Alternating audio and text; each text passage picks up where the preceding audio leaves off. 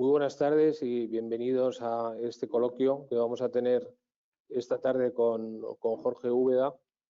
Jorge es un gran amigo de la casa, ha estado varias veces con nosotros y hemos tenido ratos pues, muy interesantes con él, en algunos casos en una conversación como esta y en otros con motivo de la presentación de alguno de sus libros. Jorge es filósofo y es, bueno, pues yo creo que es un pensador importante, y en este ciclo que estábamos haciendo de tratar de entender el mundo después de la pandemia o con los efectos de la pandemia, pues nos parecía que era muy interesante tener una conversación también con él. Jorge, en este tiempo, pues lógicamente no ha podido estarse quieto, no ha dejado de pensar, que es fundamentalmente lo que hace un filósofo, pensar. Y no solamente ha pensado, sino que ha estado escribiendo unos ensayos muy interesantes que ha titulado Imprecisiones filosóficas, me imagino que con una carga de modestia innecesaria. Y bueno, pues él, como todos, pues ha estado preocupado por lo que estábamos viviendo y ha estado tratando de darle, desde su posición privilegiada de ser una persona que ha pensado mucho en el ser humano y en el mundo, pues cómo nos podía estar afectando esto que hemos vivido. Hemos titulado al coloquio de hoy ¿Cambiará el mundo o volveremos a las viejas verdades? Y yo creo que esto de las viejas verdades es muy interesante, ¿no? Porque precisamente la labor de un filósofo es concentrarse en pensar cuáles son esas verdades fundamentales.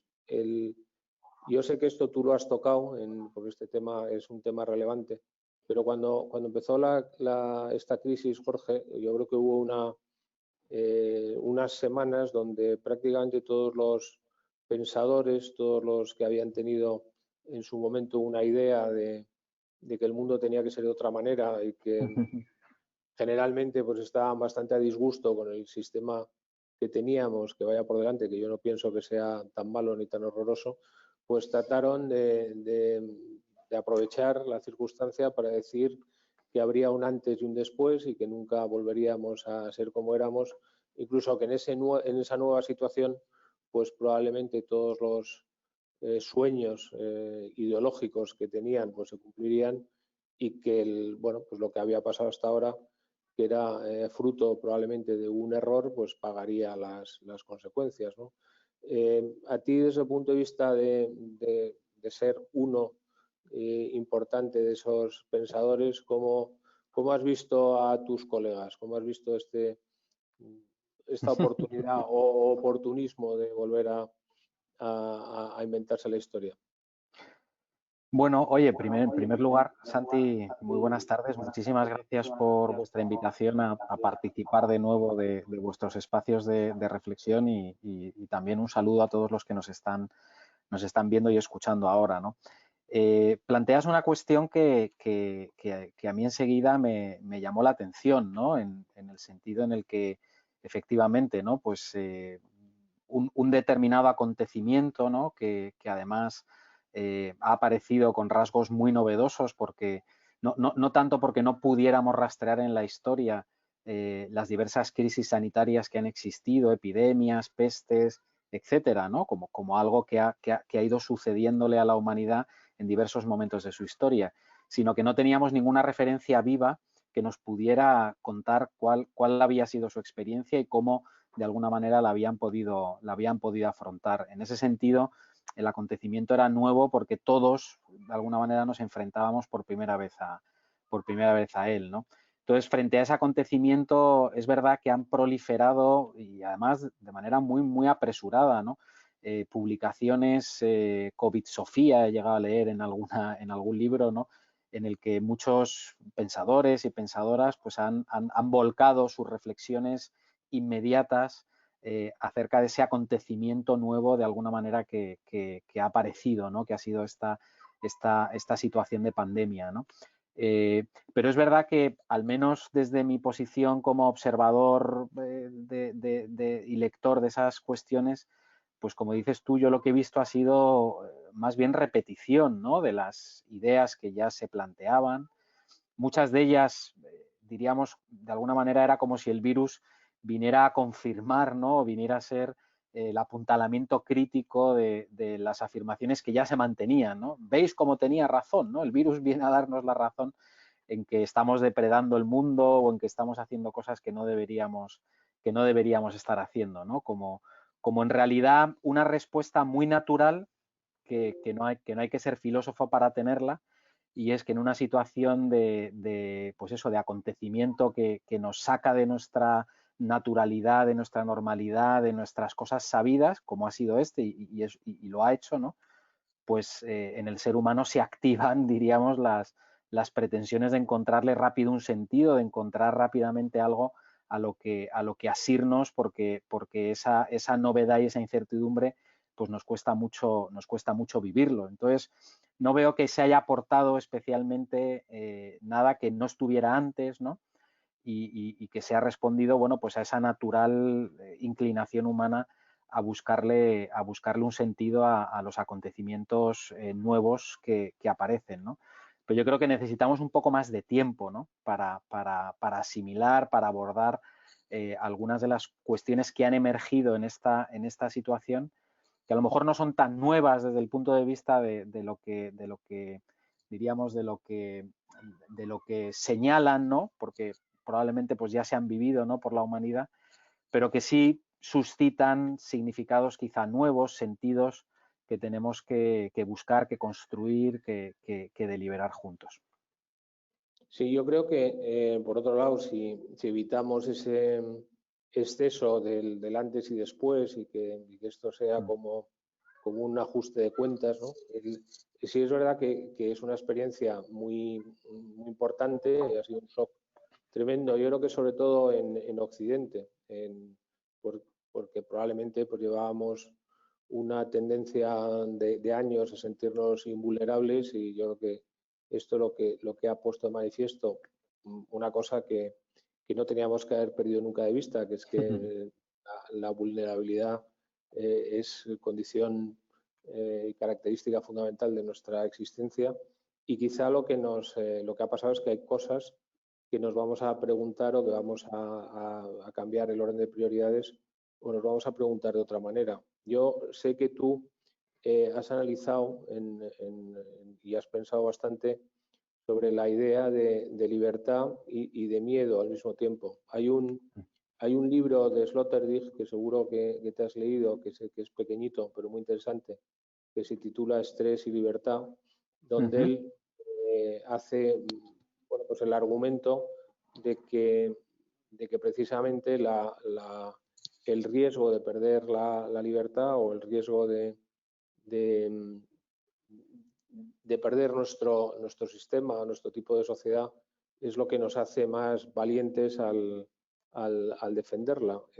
Pero bueno, es cierto que ha habido una primera fase de todo esto donde el Estado jovesiano se ha apoderado de todo, y smithiano, ¿no? Hemos entrado en un momento de excepcionalidad, de alarma, que es como se puso aquí, o de excepción, que es como decía Smith, y nos hemos entregado todos a ese confinamiento de una forma también, bueno, pues especial, ¿no? Ha habido en un primer momento pues una aceptación, probablemente por el peligro y el enemigo al que nos enfrentábamos, que luego yo creo que seguramente una vez que pasaban las semanas nos empezábamos a cuestionar también si estábamos tan dispuestos a renunciar a nuestra libertad a cambio de pocas certezas, ¿no? Tú esto sé que lo has pensado mucho y me gustaría preguntarte por ello. Claro, yo sí que creo que efectivamente la libertad y el miedo muchas veces son cuestiones que entran en colisión, ¿no? Precisamente porque sentimos miedo, pues muchas veces estamos dispuestos, y eso en parte es lo que analizó también el pensamiento político moderno, ¿no? Pues estamos dispuestos a buscar a alguien que nos asegure que podemos vivir tranquilos, que podemos vivir con seguridad, ¿no? Y ahí aparece pues esa figura del Estado como un garante, diríamos, de nuestras libertades frente a las amenazas que están ahí presentes, ¿no? Y es verdad que yo creo que ese miedo ha sido la motivación fundamental de una aceptación pronta y rápida, ¿no? de una excepcionalidad que nunca habíamos vivido, y que efectivamente a lo largo del tiempo que ha ido pasando, pues hemos ido recuperando, ¿no? un poco de nuestra capacidad crítica, de nuestra distancia con respecto a lo que está pasando. Y en ese sentido es muy positivo que se activen, ¿no? los mecanismos de crítica ciudadana, de vigilancia, con respecto a todo ese ejercicio que se ha podido hacer, ¿no? Pero a mí sí me gustaría insistir en una idea que a mí me persigue desde hace mucho tiempo, que la he ido dejando escrita por aquí y por allá, y que quizá merecería la pena dedicarle en algún momento algún ensayo un poco más a fondo y largo, ¿no? Y es esa cuestión de que nuestra libertad como definición o como dimensión de lo humano, que luego se diversifican libertades de diverso signo, pero que esa libertad es muy complicado definirla en términos meramente individuales o meramente, diríamos, solipsistas o aislados, ¿no? Por supuesto que la libertad nos señala a cada uno de nosotros como aquellos, diríamos, que la poseen y que tienen que ejercitarla, ¿no? Pero por otro lado también habla de que esa libertad es muy difícil que florezca, que se desarrolle, que incluso tenga un cierto sentido si no está vinculada de alguna manera a los otros, ¿no? De hecho, incluso en términos etimológicos, la libertad, tal y como lo recogen las lenguas indoeuropeas, significa al mismo tiempo fuerza y enraizamiento, ¿no? Es decir, capacidad, posibilidad de hacer nuestros planes de vida, pero al mismo tiempo porque estamos de alguna manera vinculados, somos interdependientes de los otros, ¿no? Y yo creo que este elemento de la libertad en esta crisis, en esta situación, bueno, pues a mí me hubiera gustado que en el discurso social, que en la conversación habitual, pues hubiera estado pues bueno, más presente, ¿no? Es decir, no es tanto, diríamos, que en un momento dado tengamos la capacidad simplemente de renunciar momentáneamente y con los controles necesarios a determinadas libertades por miedo, sino que también somos capaces de identificar, diríamos, que el ejercicio de nuestra libertad también está vinculado, diríamos, a los otros, ¿no? Y es interdependiente de los otros, y que por tanto podemos durante un cierto espacio de tiempo renunciar, ¿no? Insisto, ¿no? Con toda la vigilancia crítica que eso tiene que tener, ¿no? Y es verdad que a lo mejor estamos también echando de menos en nuestra vida social y política una noción de libertad como interdependencia también en la manera en la que se sustancia, ¿no? Ahora mismo la discusión social y política en torno a qué tenemos que hacer, cómo arreglar la situación, cómo mejorar la situación económica, cómo hacer que nuestra sociedad pues funcione mejor pues en lo sanitario, en lo educativo, en lo público, ¿no? En definitiva. Hacerlo más desde ahí que desde una perspectiva en la cual las libertades son simplemente átomos que chocan entre sí y que están perpetuamente en conflicto, ¿no?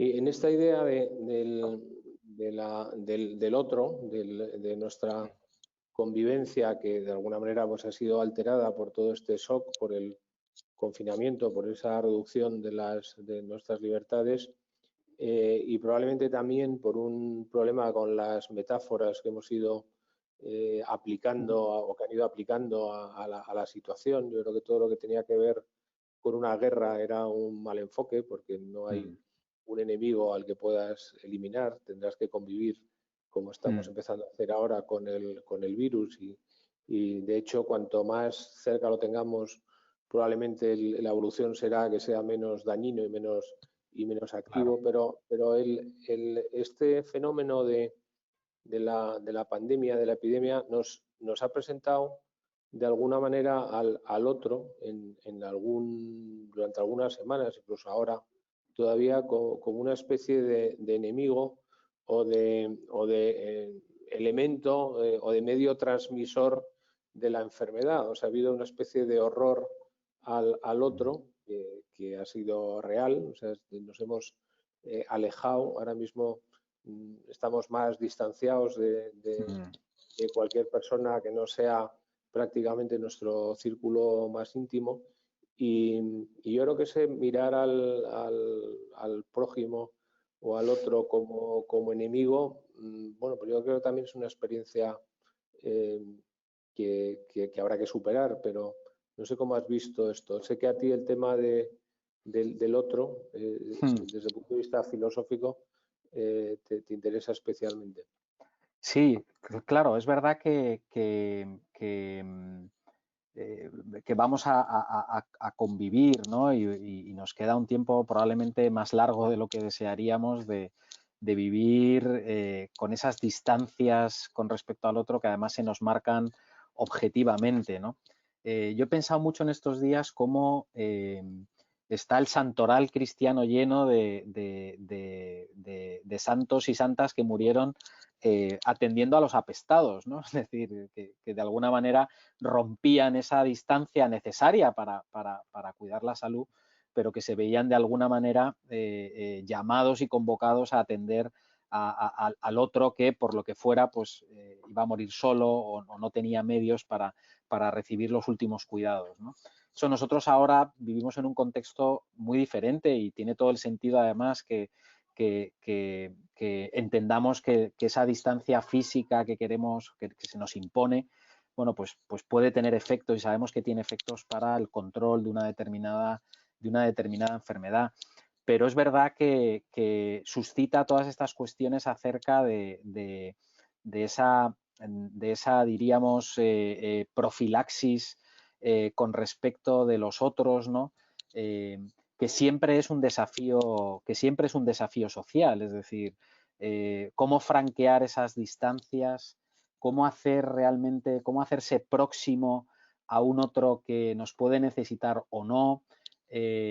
Bueno, pues estamos en un momento en el que la reflexión sobre esta cuestión se pone, diríamos, frente a sus propios límites, ¿no? Yo ahora estoy pensando mucho, ¿no? Y escribiendo una pequeña cosa sobre precisamente el yo, no tanto y sus máscaras, ¿no? Que es, de alguna manera, en la distancia social, ¿no? Ahí sí que social, pues realmente nuestro rostro aparece con muy diversas máscaras frente a los otros, ¿no? Bueno, ahora es el yo y sus mascarillas, ¿no? Es decir, no tanto la máscara, sino la mascarilla que nos tenemos que poner en la calle y que tapa una parte muy relevante de nuestro rostro, ¿no? Que es el triángulo que forma los ojos con la boca, ¿no? La mirada y la palabra, ¿no? No poder, diríamos, ver el rostro completo del otro precisamente, no porque aparezcan sus máscaras, que ahí están y seguirán estando, sino porque incluso le ponemos una mascarilla, ¿no? Bueno, pues a mí eso me suscita una reflexión que yo creo que tiene un largo alcance si lo ponemos en relación, por ejemplo, con lo que significó la máscara en el teatro antiguo, en el teatro griego, ¿no? Y lo que significó el teatro, ¿no? El teatro era el género literario de la democracia ateniense, ¿no? Es decir, la democracia y el teatro crecieron juntos, ¿no? Y el teatro le dio a la democracia ateniense en gran medida el modelo de su actividad, podríamos decir nosotros hoy, parlamentaria o legislativa, ¿no? Es tal y como se empieza a hablar en el teatro, tal y como se hace en el teatro. Creo que la etimología de persona es el sí, persona, es la máscara, exactamente, es la máscara del teatro griego, ¿no?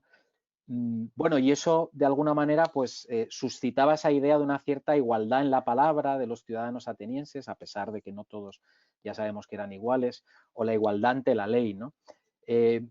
A lo mejor la mascarilla no solamente significa algo, diríamos, en términos negativos, sino que se puede convertir en una alegoría de nuevas formas de contrato social entre nosotros, ¿no? De reconocer que el cuidado también puede formar parte de nuestras relaciones sociales, ¿no? Y que de alguna manera, diríamos, ese símbolo completamente sanitario, quirúrgico, que muchos habrá sido la primera vez que lo han usado en su vida, puede tener también significados de índole social y política, no solo negativos, que tapan nuestra cara, sino que de alguna manera también significan una determinada igualdad en el cuidado, una determinada igualdad en la vulnerabilidad, que nos puede también, bueno, pues señalar, sugerir nuevas formas también de relación social que quizás están esperando su momento y que esta crisis pues bueno, nos puede ayudar al menos a identificarlas. Luego ya veremos qué hacemos con ellas. Nosotros, sobre todo en Occidente, llevamos bueno, viviendo los últimos 300 años, probablemente 200 y pico, pues todo un proceso acelerado de ilustración, de conocimiento, de tecnología. Estábamos prácticamente ya decretando casi el final de la muerte y hablando del transhumanismo. Prácticamente todo se podría solucionar y descubrir, y de repente pues un bichito que no llega a ser bicho porque no tiene ni siquiera la categoría de ser vivo, que es una proteína con una información que se replica, nos mete en este lío y de alguna manera la pregunta es, por supuesto, seguramente nos hayamos excedido en cuanto a soberbia, pero ¿cómo crees tú que queda afectado no el conocimiento, porque el conocimiento será el que hay, sino nuestra idea del conocimiento? O sea, ha perdido cuota de popularidad. O sea, la ciencia, ¿crees que ha bajado unos niveles? Bueno, yo creo que es cierto que una crisis como esta pues pone en tela de juicio, diríamos, el mito fundacional de la Ilustración, que es el progreso gracias a la razón, ¿no? Gracias a la principal, diríamos, dimensión humana de la que disponemos para afrontar pues las cuestiones que nos plantea nuestra vida y nuestro presente, ¿no? Pero la Ilustración ya tuvo que asumir esto, ya lo abordó cuando en medio de ese discurso todavía muchísimo más, porque al fin y al cabo nosotros vivimos con discursos encontrados, antiilustrados, posilustrados, etcétera, pero recuerda aquello del terremoto de Lisboa y cómo eso afectó, por ejemplo, a la conciencia de un Voltaire, ¿no? Que por aquel entonces pues proclamaba esa confianza casi ciega en la razón, ¿no?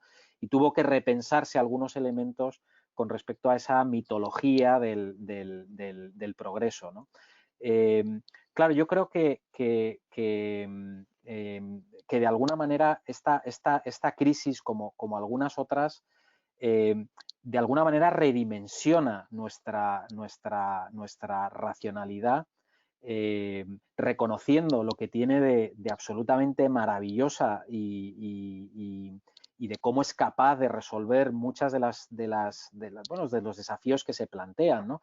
Hubiera sido muy difícil responder a esta pandemia en el poco tiempo en el que se ha hecho, si no es porque ya hay una red inmensa de conocimiento médico que se comparte de una parte a otra del globo y que hace que sea mucho más sencillo responder, ¿no? Eso es un fruto directo de la Ilustración al que yo creo que no deberíamos renunciar, ¿no? Pero es verdad que lo redimensiona, ¿no? Es verdad que lo redimensiona. Yo con muchos amigos he recordado en estos meses ante ese nervio y esa ansiedad con tener datos, con saber, con tener certezas, ¿no? Que no hay ni una sola consulta médica en ningún país del mundo en el que no haya un cartel que ponga la medicina no es una ciencia exacta, ¿no? Y cada paciente necesita su tiempo.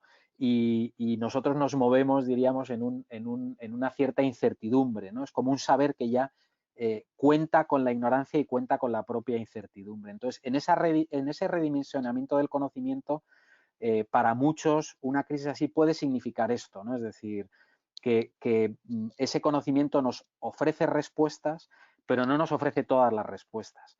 Que nuestro conocimiento navega también en un océano de incertidumbres y que tenemos que contar en cierta medida con nuestra propia ignorancia.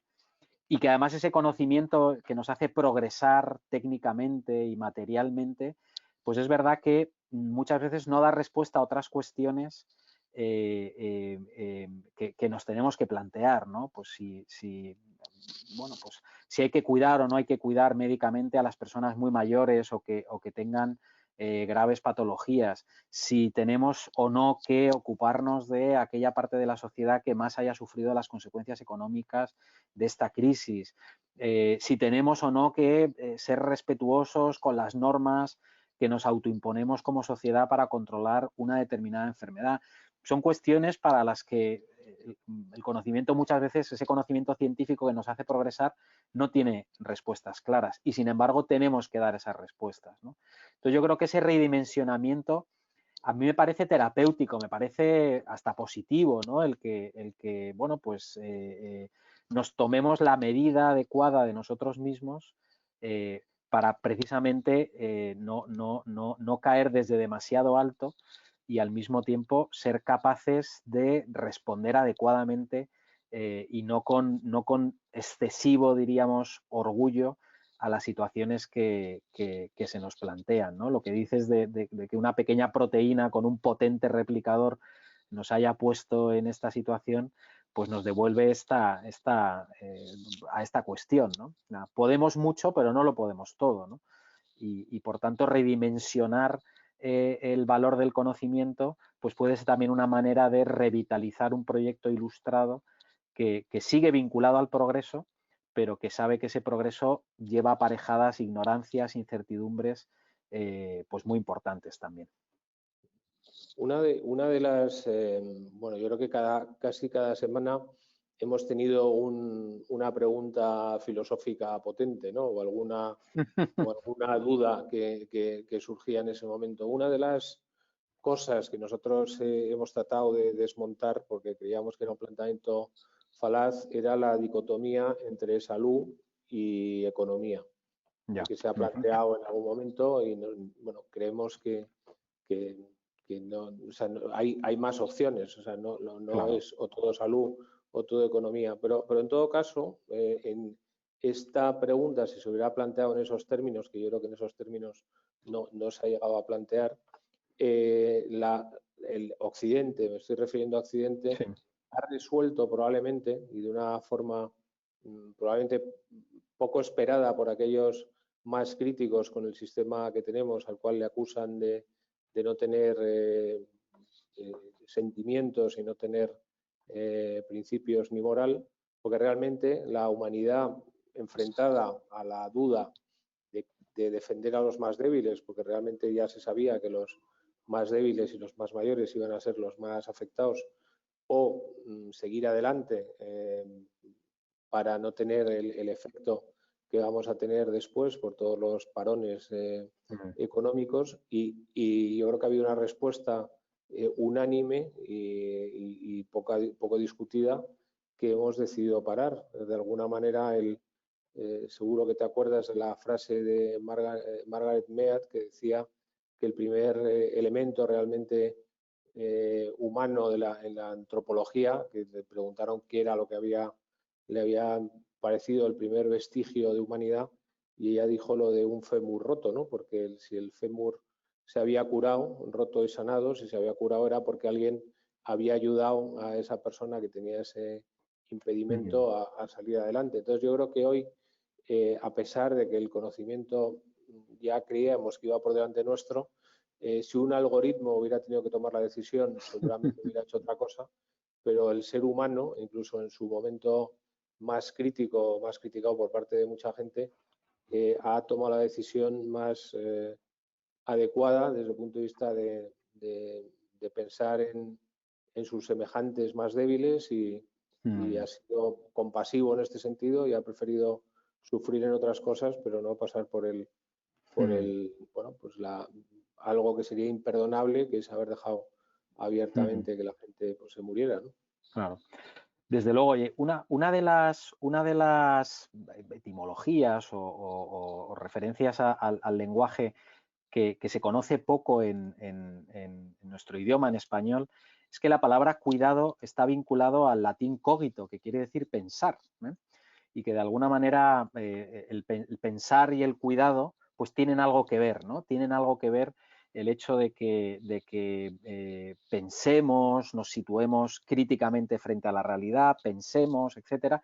Todo eso tiene que ver de alguna manera con cuidar. Y que cuidar también, y también en todo lo que tiene que ver con eso, cooperar, ponernos en el sitio del otro, entender que a lo mejor, bueno, pues en este momento a mí esto me está fastidiando esta situación, estoy viendo que puede haber pérdidas que no sé cómo voy a poder abordar después, pero bueno, eso es por un bien de otros también y por un bien común, ¿no?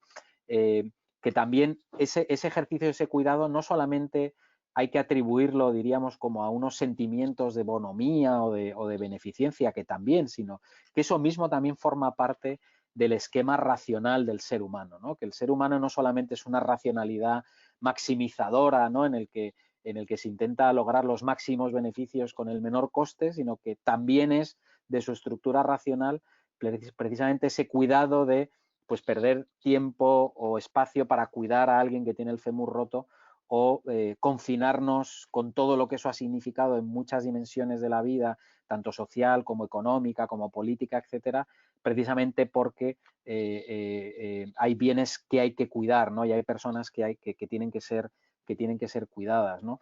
A mí eso me parece que lo hemos celebrado muy poco, ¿eh? Lo hemos celebrado muy poco. Y yo creo que eso es un motivo de alegría, en el sentido en el que entendía de alguna manera la alegría Spinoza, ¿no? Que es aquello que aumenta como nuestra potencia vital, ¿no? Es decir, eso es un elemento que no sé, a mí al menos me llena de una cierta esperanza en que hay muchos elementos en nuestra sociedad que de alguna manera permiten esperar que las dinámicas cooperativas, que las dinámicas de cuidado se activen también en los momentos más difíciles, ¿no? Ahora, es verdad que ahí puede haber una discusión política, social, de si, bueno, pues eso es el Estado el que tiene que de alguna manera garantizar esos cuidados, si tiene que haber una red más social, más civil. Bueno, ahí podemos discutir y podemos debatir cuáles son los momentos para cada cosa, ¿no? Pero difícilmente eso se puede poner en marcha si no es subido en la base y sostenido en la base que es que efectivamente, ¿no? Los seres humanos nos hacemos humanos precisamente en ese ejercicio racional que es cuidar también, ¿no? Cuidarnos y cuidar a los otros. Yo creo que tiene que ver con el cuidado, te lo digo porque tú lo has escrito y es muy interesante. De alguna manera el confinamiento nos ha llevado a una transformación de lo que era pues la casa, que tú explicas que es el sitio donde vuelves, es tu guarida, donde buscas protección, estás cómodo, y el hospital, que es donde te cuidan. Y todo esto se ha removido un poco porque las casas se han convertido en nuestro lugar de trabajo, lo cual ha generado pues una serie de incertidumbres respecto a si el teletrabajo es lo adecuado. Tampoco está muy claro que lo que hayamos hecho en el confinamiento sea teletrabajo, sino a lo mejor una fórmula de salida mucho más táctica que estructural, pero bueno, que ha venido bien porque ha conseguido que muchos proyectos, gracias a eso, salieran adelante. Pero ha habido un trastoque luego en los hospitales, era donde nos daba miedo ir, y donde si has ido, pues has tenido más riesgo. ¿Qué piensas del futuro? O sea, ¿nuestra casa va a volver a ser lo que ha sido nuestra casa o tenemos que pensar en nuestra casa como una especie de tarea o multifaceta, ¿no? Pues lo cierto es que, fíjate, así como yo en los elementos más antropológicos o filosóficos que se ha escrito tanto, ¿no? Con respecto a esto lo cambia todo, hablábamos al principio, el antes y el después, la historia cambia, ¿no? Yo también a eso lo llamo a veces como hacer mala teología, ¿no? Pero en estos aspectos que estás hablando, que tienen más que ver con lo microsocial, ahí sí que es probable que vayamos a ver cambios y descubrimientos, ¿no? En el hecho de la transformación precisamente de las casas como lugares, ¿no? Es verdad que yo creo que, como tú muy bien dices, pues bueno, hemos hecho, diríamos, una situación un poco de provisional de respuesta inmediata ante una situación que no nos esperábamos, ¿no? Y en ese sentido, nuestros hogares se han estresado, ¿no? Se han llenado de demasiadas actividades, ¿no?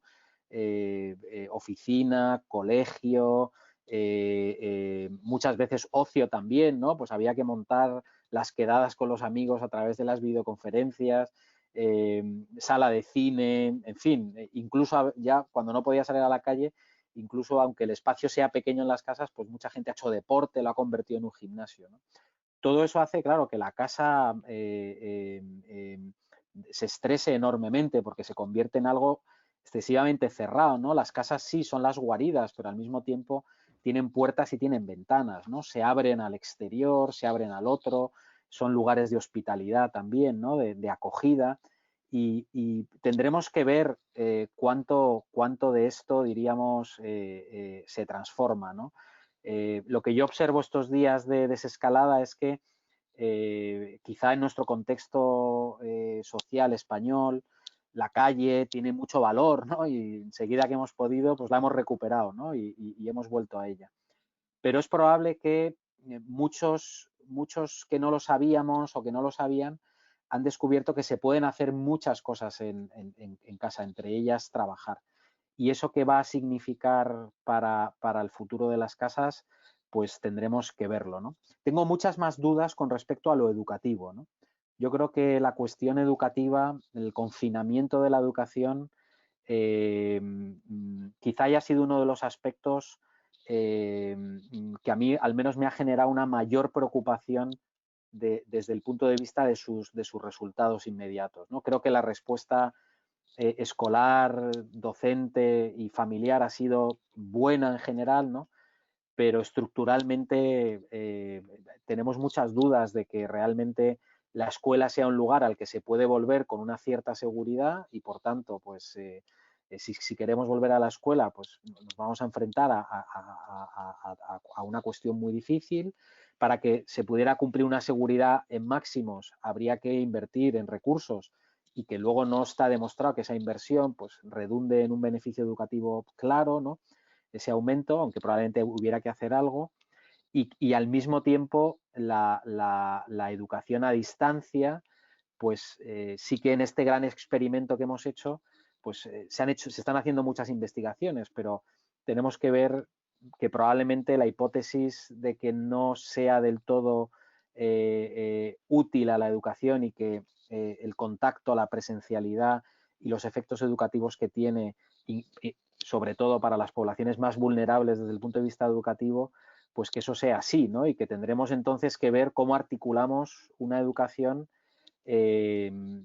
bueno, pues en medio de la pandemia, pero que de alguna manera responda a esas necesidades educativas. Ahí realmente tengo muchas más dudas y los cambios tienen que ser más profundos, pero en educación las cosas cambian mucho más despacio, ¿no? Las familias en las casas tenemos una mayor capacidad de cambio, ¿no? Y la educación escolar pues va mucho más lenta en esos cambios. Bueno, la educación es un tema que contigo es un tema de riesgo siempre.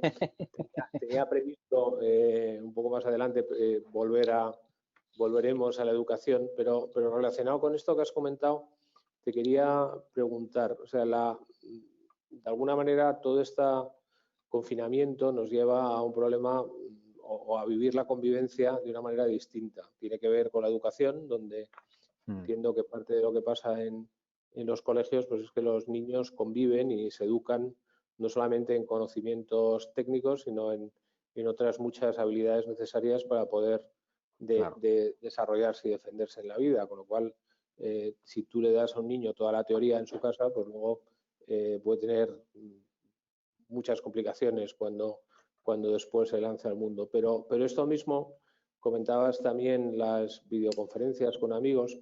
O sea, hemos tratado de replicar nuestra relación normal a través de una virtualidad que muchas veces incluso te puede llegar a dejar vacío, ¿no? Puedes estar ahora viendo bueno, esto mismo que estamos haciendo tú y yo, a lo mejor luego nos deja un pozo bueno, con alguna tara a futuro, ¿no? Porque no hayamos podido llegar al punto emocional que tendríamos seguro si lo estuviéramos haciendo con presencia física. En esa análisis de lo micro, que yo creo que es muy interesante, ¿qué crees que va a pasar? O sea, la virtualidad que ocupa un espacio como solución temporal, ¿vamos a cambiar nuestras relaciones? ¿Se va a convertir en un porcentaje mayor de lo que vamos a hacer a futuro? ¿O dentro de unos meses, cuando se pueda, un amigo nos plantea vamos a tener unas cervezas por videoconferencia, nos echaremos a reír y le mandaremos a la porra? Bueno, yo la verdad es que aquí siempre es muy difícil hacer pronósticos de futuro con el tema tecnológico, porque además, bueno, como las cosas cambian, que es una barbaridad, ¿no? Que decía el cuplé, pero sí que hay al menos una dimensión que a mí me parece que incluso en este confinamiento probablemente muchos hayamos podido vivir con una mayor claridad, ¿no? Incluso los que yo nunca he sido especialmente contrario a las tecnologías ni he tenido una visión negativa de ellas, ¿no? Sino que me parece que posibilitan muchas cosas, ¿no? Pero hemos podido tener la experiencia de lo decisivo que es para nuestra humanidad, ¿no? Para el despliegue de nuestra propia humanidad, el tacto, ¿no? El sentido del tacto. Que de alguna y otros sentidos que de alguna manera no se pueden experimentar en estos medios, ¿no?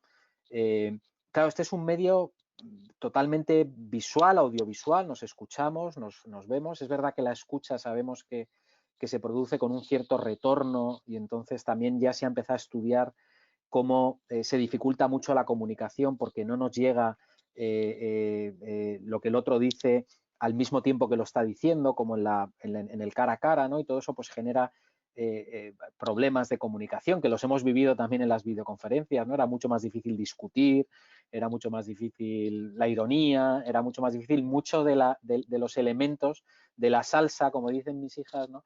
de las relaciones, ¿no? Y yo creo que el hecho de no poder tocarnos, no porque estemos tocándonos habitualmente en la vida, sino porque nuestros cuerpos están próximos, ¿no? Y al estar próximos, pues sobre ellos está la promesa de alguna manera del contacto, ¿no? Y el tacto ha sido un sentido poco valorado en la tradición filosófica y epistémica occidental, ¿no? Aristóteles comienza su metafísica diciendo aquello de todos los hombres, ¿no? desean el saber por naturaleza, prueba de ello es el amor que tenemos a los sentidos y de entre todos los sentidos el que más amamos es el de la vista, ¿no? Entonces, bueno, este es un medio en el que ese triunfo de la visualidad, de la visión, pues de alguna manera se produce, ¿no? Y el problema de que la visión sea nuestro sentido favorito es que genera también esos problemas de representación, de espejo, ¿no? De hasta qué punto lo que ven nuestros ojos no es un reflejo de lo que queremos ver, ¿no? Muchas veces eso lo rompe el tacto, ¿no? O lo rompe el olor también, ¿no? Lo rompen los otros sentidos, ¿no? Ese espejo en el que parece que a veces vivimos, ¿no?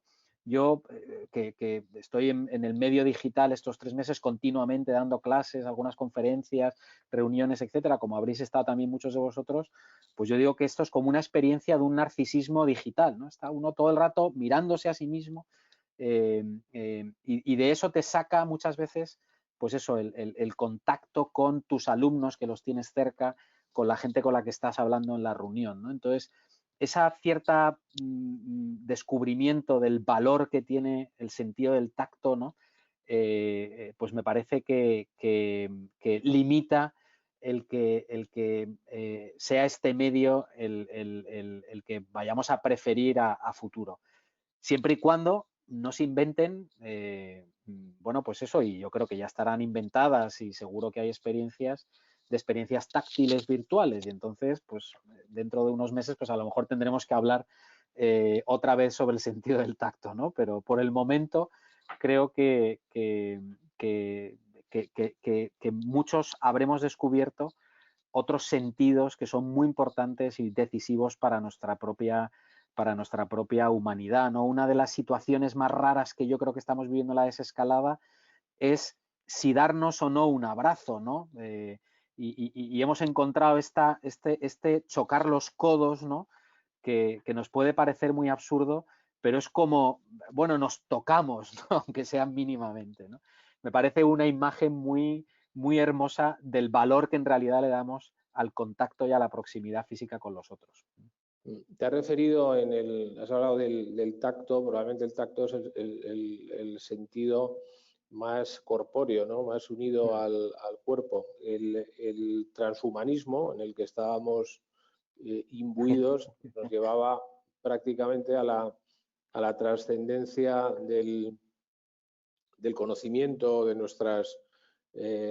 reservorio de nuestras experiencias, renunciando al cuerpo. ¿Es posible que después de todo esto a lo mejor volvamos a valorar más o sea, seamos menos dualistas, valoremos más el cuerpo y las experiencias táctiles o de emociones relacionadas con la cercanía? Ojalá, o sea, ojalá, pero yo en esto, diríamos, considero que diríamos, ese dualismo, ¿no? que representa también el transhumanismo, ¿no? Ese intento de separación de dos entidades, ¿no? Pues en nuestra mente y el cuerpo, y dejarlo atrás y descargarlo en un hardware o en una nube, ¿no? en el que simplemente nuestras vivencias, nuestros sentimientos, nuestras ideas se conserven se conserven y se desarrollen, ¿no? En ese contexto digital. Bueno, yo creo que esto es algo que ha acompañado y que acompaña a la humanidad desde siempre y probablemente para siempre, ¿no? Porque es verdad que tenemos experiencias de un cierto rebasamiento, sobrepasamiento, trascendencia de nuestra propia corporalidad, ¿no? En muchos momentos, ¿no? Pues experiencias creativas, experiencias estéticas, etcétera, o al menos que dan la apariencia de eso, ¿no? Y también el sufrimiento que nos produce precisamente el hecho mismo de envejecer, de que pase el tiempo, de ver cómo nos deterioramos, cómo se deterioran nuestros sentidos también, cómo nuestra capacidad de percibir pues se va haciendo cada vez pues menos aguda y nos va impidiendo una relación con el mundo como en plena posesión de nuestras facultades, ¿no? Pero es verdad que ese dualismo suele tener consecuencias generalmente pues no deseables, ¿no? De separación de nosotros mismos, de consideración, diríamos, o de minusvaloración de todas las dimensiones corporales que son muy importantes para nuestro propio desarrollo, y sobre todo una intelectualización excesiva de toda nuestra vida, ¿no? Es decir, de convertir, diríamos, en idea todo lo que nos pasa, incluidos los sentimientos, las emociones, la rabia, etcétera, como si eso pudiéramos siempre transformarlo en una idea, o en este caso en un algoritmo, ¿no? Y el cuerpo, de alguna manera, lo que hace es, el hecho de que seamos cuerpo nos permite también vivir en esas lógicas un poco del límite en la que generalmente vivimos, ¿no? Lógicas, pues eso, de los límites, de la inconsistencia en cierta medida, de la vaguedad, de los valores no binarios, sino muchas veces pues trivalentes o tetravalentes o polivalentes, ¿no? En el que en general se mueve gran parte de nuestra vida. Y se mueve nuestra vida precisamente porque somos cuerpo, ¿no? Entonces, ese deseo de superación muchas veces también responde a veces a una dificultad para vivir en esa incertidumbre, ¿no? En esa vaguedad, en esa polivalencia en la que se despliega nuestra vida, ¿no? Y por tanto, pues yo, en fin, le pondría siempre una cierta vigilancia, ¿no? a esos devaneos dualistas que forman parte también como de nuestra propia naturaleza.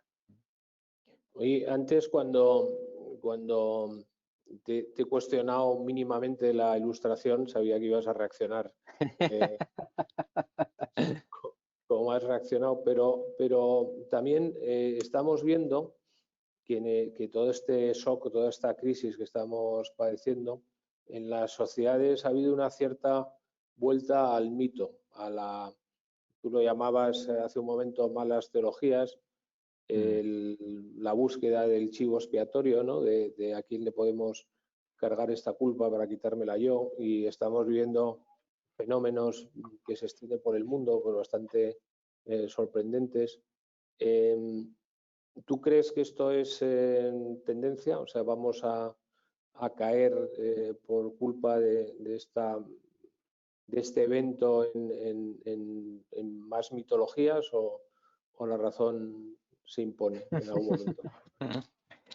Bueno, yo la verdad es que ahora mismo miro ese fenómeno con preocupación creciente, si te soy sincero. Es decir, creo que sobre todo porque es un fenómeno, diríamos, que afecta como en todas las dimensiones sociales, ¿no? Que le afecta tanto a la élite como a poblaciones pues que a lo mejor se les supone menos formación o menos acceso a la información o menos capacidad de poder, diríamos, estar en el meollo de los asuntos, ¿no?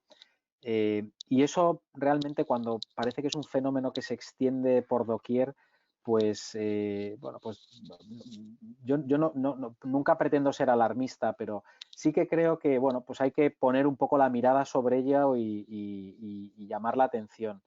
Yo creo que sí hay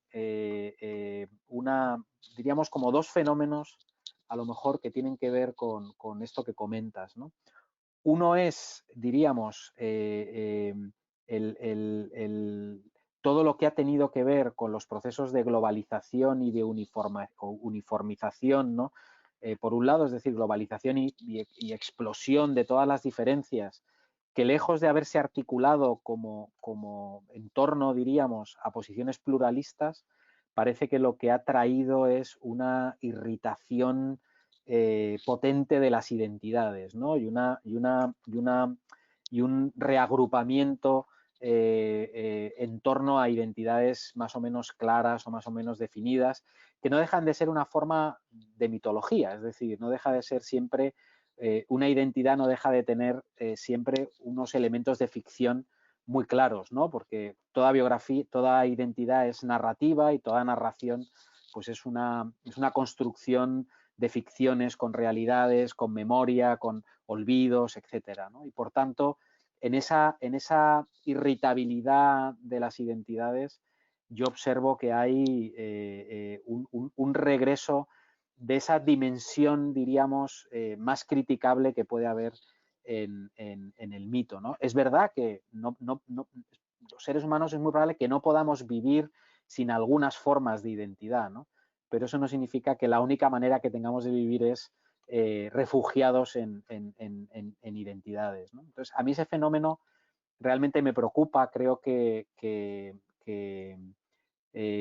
insistir en posiciones pluralistas, en un sentido preciso de pluralismo, sería muy importante. Y luego, al mismo tiempo, el segundo fenómeno que quería comentarte es, claro, el aumento, diríamos, de la incertidumbre y la conciencia de la complejidad, diríamos, todavía no hemos dado con un esquema de racionalidad que nos permita vivir con una cierta holgura existencial en ese campo de complejidad e incertidumbres, ¿no? Y entonces queremos responder de manera muy simple a la complejidad, ¿no? Y una manera muy simple es, pues eso, buscar en todo momento que haya una sola causa identificable, chivo expiatorio, una razón, etcétera, que dé cuenta y satisfacción de todo lo que nos está pasando. Entonces ahí también no solamente ya lo que puede ser una posición pluralista en un sentido más ético, social o incluso político, ¿no?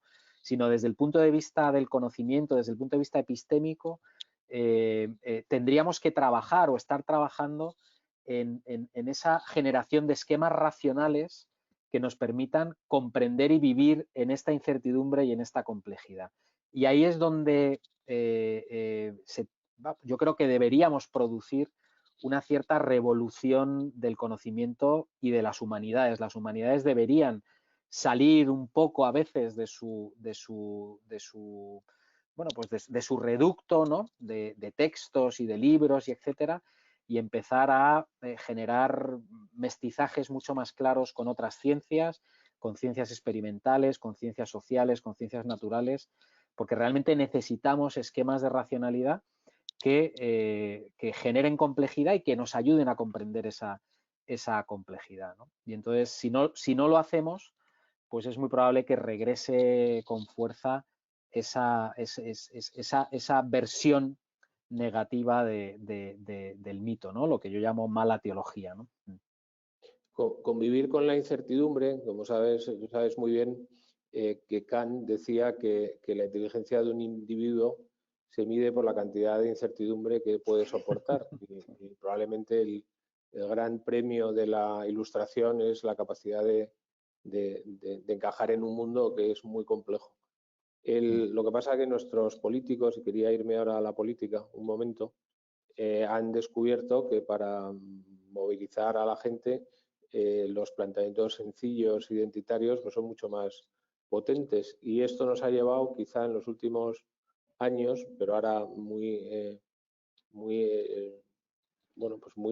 incrementado por el fenómeno que estamos viviendo, a una polarización tremenda. En general, en España lo estamos viviendo y es brutal, pero en otras partes del mundo también, donde al final se imponen la discusión del frentismo más radical y lo que está en medio no cuenta. Tú has escrito una cosa que me ha parecido muy interesante, deberías desarrollar seguro, que el 15M, el grito del 15M no nos representan, te daba que pensar, porque bueno, pues era una parte de la población, probablemente muy minoritaria, que en un momento dado decidió que había que decirle a los políticos que no le representaban, y eso, bueno, pues probablemente tuviera sentido y es sensato que los políticos acuerden de las minorías. Pero de alguna manera, siguiendo con tu argumento, lo que ocurre ahora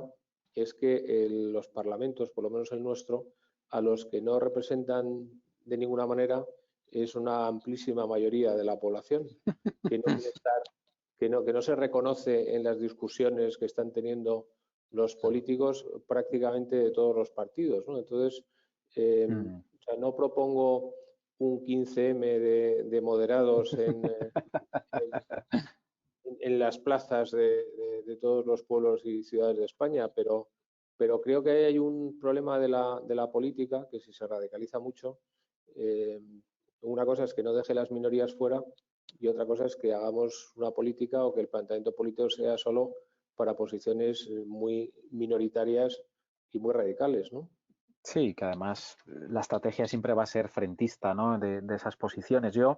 La verdad es que, claro, yo creo que el problema, al que te refieres a ese artículo, ¿no? Pero el problema es efectivamente no es que a veces no nos representen, sino que nos representan mal, ¿no? Y entonces hacer el ejercicio ciudadano de reclamar a nuestros representantes que hagan bien su trabajo, para mí pasa por el momento en reclamar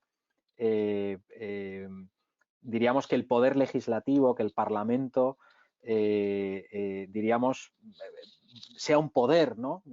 Y no sea un poder maltratado y muy desequilibrado por otros poderes, como puede ser el judicial, el ejecutivo, incluso el poder mediático, ¿no?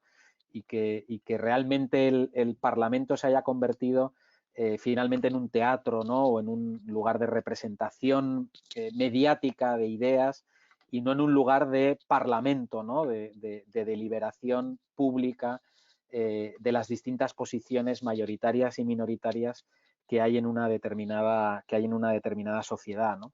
Yo vivo ahora mismo con nostalgia eso, o sea, querría que el Parlamento en España, tanto en la Cámara Alta como la Cámara Baja, fuera un lugar de representación ciudadana en ese sentido, en el sentido no de que los ciudadanos tengamos que ir allí a hablar, sino que realmente nuestros representantes ejerzan su papel de poder legislativo, que tiene que ver con el acuerdo, que tiene que ver con una liturgia civil, que yo creo que cumplir diríamos, con esa liturgia, con esos ritos que incluyen el respeto, que incluyen las buenas formas, que incluye, diríamos, el rifirrafe con autoironía, no solamente con ironía para el otro, sino con autoironía, el uso de un idioma, en fin, que sea adecuado y que sea ejemplar también para la población, ¿no? Bueno, yo creo que todo eso sería un elemento que generaría concordia social, ¿no? Y sin embargo, por muy diversos motivos que serían objeto de otra conversación mucho más larga, pues nuestro poder legislativo está en horas muy bajas, ¿no? Está en horas muy bajas. Y una buena república, ¿no? Ya sabemos que decía Montesquieu y otros, ¿no? Pues que funciona y es sana en la medida en la que sus poderes están más o menos equilibrados o se equilibran mutuamente, ¿no? En ese sentido, no es de extrañar que puedan surgir estos tipos de movimientos como el 15M, ¿no? Pero sí que esa ciudadanía a la que tú apelas, tendríamos de alguna manera que reclamar con mayor claridad que se reequilibre el poder legislativo en nuestra vida social y política. Bueno, eso realmente como se hace de una manera clara y contundente es votando, pero bueno, cuando llegue el momento, pues me imagino que la ciudadanía será sensata. Yo ahora sí te quería llevar al tema de la educación y además de la mano de la política. Yo creo que en todas las decisiones que se han ido tomando respecto a toda esta terminología de desescalada, todas estas cosas que hemos creado casi un idioma propio para hacer un mundo nuevo, pero en estas decisiones me refiero a la enseñanza, pero sobre todo también a los niños, que eran justo la parte de la población menos afectada, donde prácticamente el nivel de problemas sanitarios ha sido mínimo. Los hemos definido o caracterizado como un medio de contagio, probablemente el medio de contagio más peligroso, y les hemos aplicado un tratamiento casi de correccional o sea, las medidas más contundentes desde el punto de vista de limitación, pues prácticamente se han puesto a los niños. Incluso en la vuelta hemos podido ir a un bar a tomar una cerveza o una copa antes que abrir un parque, y no te digo nada, que es lo que te quería preguntar por los colegios, ¿no? O sea, que los colegios estén al final de todo el proceso, aparte de una mala medida, que estoy seguro que sí, pero ¿qué te indica, qué significación le encuentras desde el punto de vista del niño integrado en la sociedad de hoy en día? Bueno, dos cosas muy rápidas sobre lo que planteas, ¿no? Diríamos, en nuestra sociedad española en concreto, que es una de las sociedades con la más baja tasa de natalidad del mundo, los niños son un lujo, son un bien, ¿no? Diríamos algo que es escaso, y al mismo tiempo tenerlos pues puede significar, por razones muy diversas y que no solamente son atribuibles a la voluntad de las personas, pero desde luego parece que son como difícil y un lujo tenerlos, ¿no? Y son pocos, ¿no? Y en una sociedad en la que además hay cada vez muchos más mayores, ¿no? Y que tiene ese desequilibrio demográfico que yo creo que sería muy importante que atendiéramos también en términos de relación intergeneracional, cargas a futuro, etcétera, y que a lo mejor es una de las cuestiones que no estamos del todo abordando, y que son de esas cuestiones de largo plazo, de pacto social y político, que tendríamos también que tener en cuenta, ¿no? Respecto a la educación, yo creo que bueno, sabemos ya desde hace tiempo que el tema educativo en España no logra convertirse en una cuestión transversal, ¿no? En una cuestión que veamos que atraviesa todas las dimensiones de nuestra vida, ¿no? Y que si tenemos muy buenos médicos es porque ha habido un sistema educativo que ha posibilitado que lleguen todas esas generaciones de médicos a la universidad, y la universidad luego los ha podido convertir en los buenos profesionales que son, ¿no? Y que si, en fin, diríamos, la educación es una cuestión transversal. Yo no me atrevería a decir que es un bien público, porque si no los juristas de este tema pues se me echan encima, pero sí que yo creo que es una dimensión transversal que afecta a todos los sectores de nuestra vida, los económicos, los sociales, los políticos, los sanitarios, etcétera, ¿no? Las personas que peor llevan las normas pues son aquellas sanitarias, son aquellas que peor formación tienen, también lo sabemos, ¿no? Entonces, a mí esto me pone de manifiesto un doble problema, ¿no? Que no logramos que la educación sea para nosotros una cuestión transversal, porque eso significaría para los distintos partidos políticos una cierta renuncia a hacer de la educación una cuestión de trinchera ideológica, que es lo que suelen hacer todos, y eso no beneficia en general a la educación. Y luego diríamos que no logramos hacer que se vea, que se haga visible el efecto que tiene la educación en todas esas otras dimensiones de lo social. Y eso, bueno, pues parte también de una cierta concepción social, ciudadana, con respecto a lo educativo. En ese contexto, no es de extrañar que nos esté costando tanto tomar decisiones con respecto a la educación. Hay un tercer elemento, pero eso, si quieres, otro día podemos hablar, porque habla más bien de nuestra concepción estatal, ¿no? Y es que, claro, la educación en nuestro país está, como la sanidad, tiene competencias, las comunidades autónomas prácticamente completas, y el ministerio pues tiene un papel, pues eso, legislativo, de orientación, etcétera, ¿no? Y claramente esta situación tenemos que mejorarla, tenemos que encontrar una manera en la que se pueda ejercer un liderazgo en situaciones como estas por parte de un poder que sea capaz de, bueno, pues respetando las competencias, al mismo tiempo generando los marcos en los cuales podamos dar una respuesta más adecuada y más rápida a todo esto, ¿no? Realmente es decepcionante. Yo estoy muy decepcionado, pero no por ello, diríamos, con menos ganas de seguir trabajando por la educación en este país. No tiras la toalla y haces bien. Te quería hacer, hemos llegado más o menos al Sí, final del tiempo que teníamos previsto y ha sido fantástico, se me ha hecho cortísimo. sí, Pero te yo quería también. hacer una pregunta relacionada. Antes has explicado que las identidades son ficticias porque son construcciones de relatos y yo creo que parte de este fenómeno que estamos viviendo de exaltación de determinadas identidades, lo que están haciendo es bueno, pues una crítica a toda la historia, ¿no? Y están, por distintas razones, pues simbólicamente derribando estatuas y personajes que habíamos ido admitiendo como parte de nuestra, con sus pros y sus contras, pero con parte de lo que somos ahora mismo. Yo, volviendo a incidir en el tema de la ilustración, porque yo creo que es claramente donde hay que continuar apostando.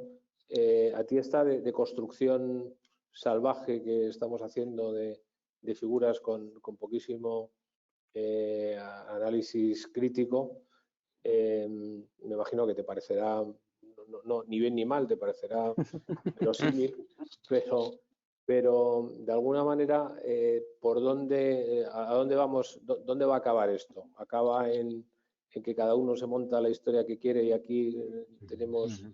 varios linajes y cada uno crea su propia verdad de los acontecimientos? ¿O se impone, como decías en tu título, las viejas verdades? O sea, ¿cuál es la verdad de todas estas verdades? Y puede funcionar una sociedad que no tenga un consenso en unos orígenes compartidos? Bueno, yo creo que planteas una cuestión de larguísimo aliento, ¿no? Como diría Ferlosio, ¿no? O sea,